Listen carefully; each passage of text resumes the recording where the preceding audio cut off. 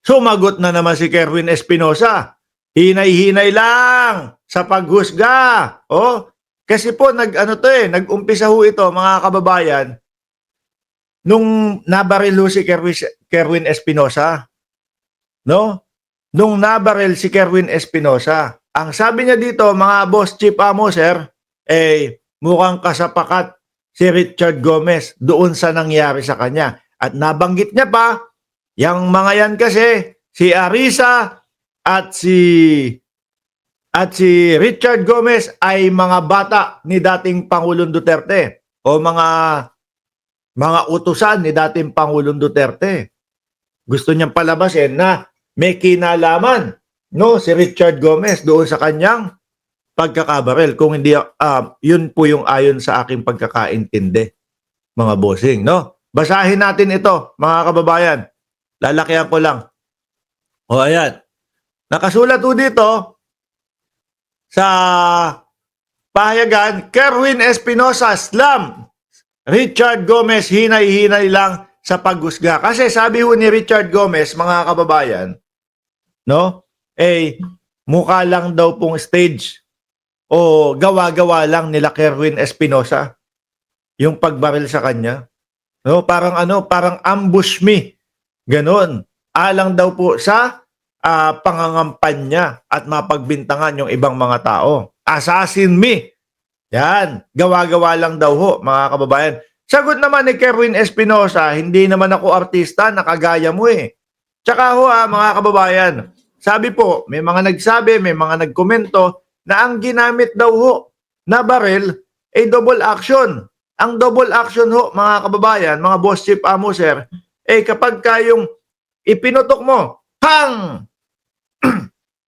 Unang action yun, unang pagputok yun. Pagpasok ko sa katawan mo yan, puputok ulit. Talagang pang para mamatay. Yung pinatamaan ng bala na yun. Di ba? Kapag ka ganun, kung kasi ho, stage lang yan, at gawa-gawa lang ho nila yan, malamang, dito lang ang tama niya, sa braso, sa ganito, yung tipong alam na buhay, kaso nandito din ho eh. Ayon po doon sa nakita kong litrato, nandito din po, mga kababayan eh. Tapos pag pumutok kayo, kalapit lang yung puso. Malaki ang tsansa na mamatay talaga yung pinatamaan ho.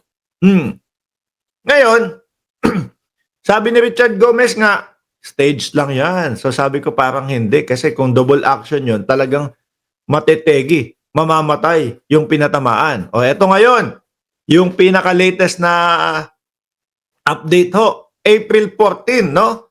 It was not a peaceful Palm Sunday in Leyte Port District after Albuera Leyte mayoral candidate Kerwin Espinosa fired back at Leyte Port District Representative Richard Gomez. Palaspas, no? Palaspas ngayon for saying that the assassination attempt against Espinosa, a self-confessed drug lord, look scripted. Yun kasi yung sabi ni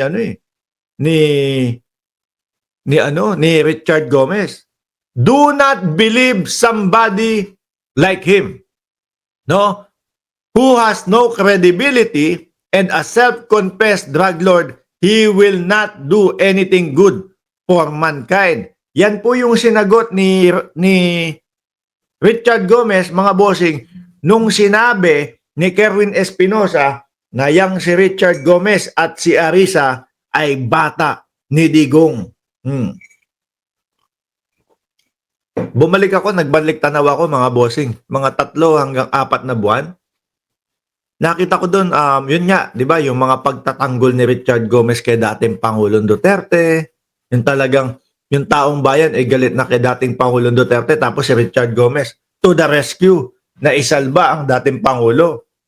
No? Sabi ni Pet Lover, witness sa ICC yan, pwedeng ipatumba si Kerwin. Isa din po yun sa naiisip nating dahilan kung bakit ginawa ito o ginagawa ito kay Kerwin Espinosa para mabawasan, di ba? At isa din po sa nakikita ko, mga kababayan, na anggulo na dahilan yung pagbaliktad niya.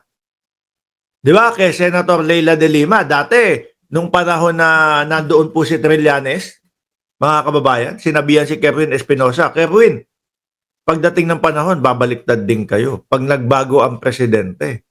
No? Pag ang presidente ay pumokus sa karapatang pantao, etc., babaliktad din kayo. At ganun nga po yung nangyari, mga kababayan. Isa sa nakikita kong anggulo, yun.